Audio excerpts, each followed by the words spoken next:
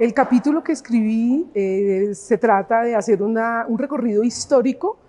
sobre cómo ha sido tratada la desaparición forzada en Colombia. En un principio no fue reconocida como delito y las familias de las víctimas y las organizaciones de derechos humanos de los años 70 empezaron una lucha directa contra el Estado para que se reconociera que ese delito se estaba cometiendo. En un principio ese delito se estaba cometiendo por parte de fuerzas estatales, le hace policía, militares, etcétera. Entonces por eso la primera lucha de los militares, de las familiares de las víctimas fue con el Estado para que se reconociera ese delito. En este primer capítulo contamos todo ese contexto histórico desde la lucha de los primeros casos, desde el primer caso reconocido en Colombia, que es el de Omaira Ríos, que es una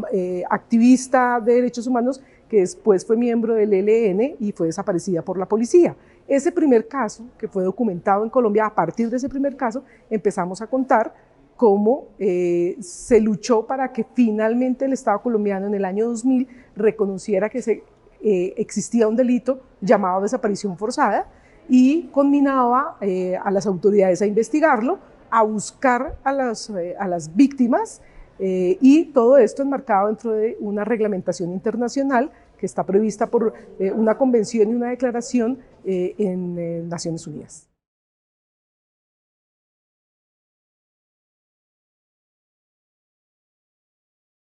Bueno, toda la guía lo que nos hace llevar a conclusión a los periodistas, a varias conclusiones, pero creo que la primera es tener mucho cuidado con la dignidad de las víctimas. No asumir que la persona que está desaparecida está muerta, porque a veces solemos hablar en pasado de esa persona como si estuviera muerta, y para los familiares lo primero que tenemos que entender es que esas personas van a seguir vivas hasta que no encuentren un cuerpo que sepultar y el cual llorar.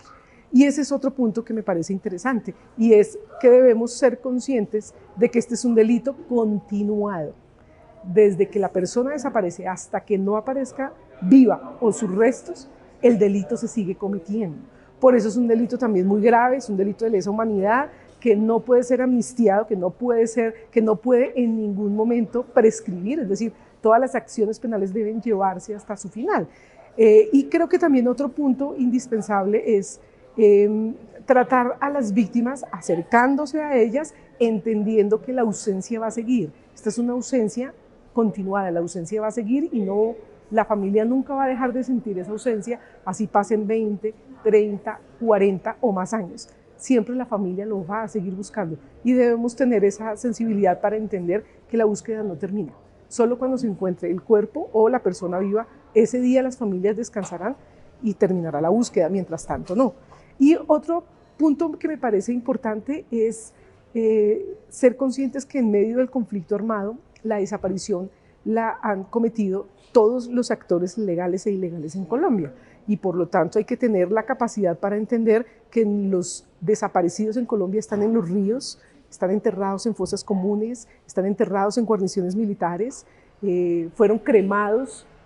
y sus cenizas desaparecidas. Muchos fueron quemados con ácido, es decir, que hay unas diferentes formas en las cuales fueron desaparecidas, y nosotros como periodistas debemos tener la capacidad de poder narrar esas historias con mucho cuidado, pero también con la cercanía necesaria para denunciar lo execrable de este delito.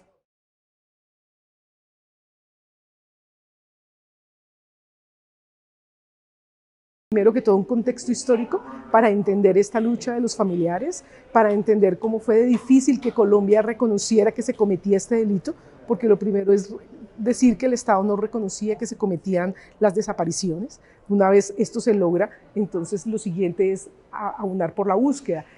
Creo que una de las principales lecciones es cómo el proceso de paz nos dejó una unidad de búsqueda para las personas dadas por desaparecidas, y que como periodistas tenemos allí, no solamente en la unidad, sino en la gran abanico de organizaciones que han trabajado este delito, tenemos una gran posibilidad de historias inagotadas que no se han contado, y siempre va a haber no solo historias por contar, sino ángulos diferentes a través de los cuales contar la desaparición forzada.